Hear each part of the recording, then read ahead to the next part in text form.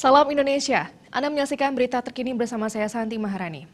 Demonstrasi menolak Undang-Undang Cipta Kerja atau Omnibus Law yang dilakukan Aliansi Bali Tidak Diam berlangsung ricuh. Masa dengan jumlah ratusan orang ini sempat bentrok dengan aparat. Gas air mata pun ditembakkan.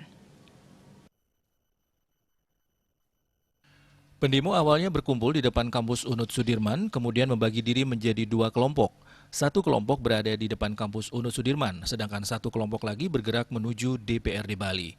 Massa yang berada di DPRD Bali berkumpul di jalan dekat pertigaan kantor DPRD Bali dan Gedung Keuangan Negara, memblokir jalan tersebut. Saat menuju gedung Dewan, massa terlibat adu mulut dengan aparat kepolisian. Ada rombongan mobil Brimob hendak melewati massa, tiba-tiba mobil tersebut diserang.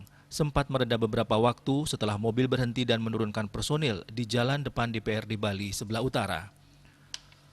Massa yang menuju pintu masuk DPRD Bali melihat personil turun dengan membawa perlengkapan, langsung menyerang petugas tersebut dengan botol air mineral dan kayu.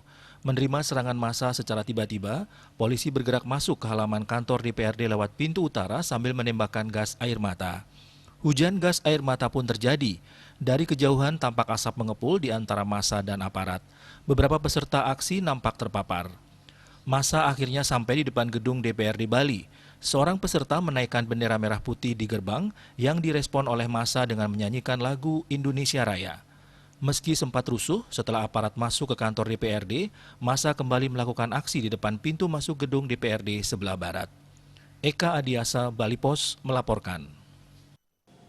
Untuk mencegah penyebaran COVID-19, ingat pesan ibu selalu terapkan 3M, wajib memakai masker, wajib mencuci tangan, dan wajib menjaga jarak. Dengan penerapan perilaku 3M, Indonesia segera terbebas virus corona menuju Indonesia maju. Tetaplah bersama Bali TV. Salam Indonesia.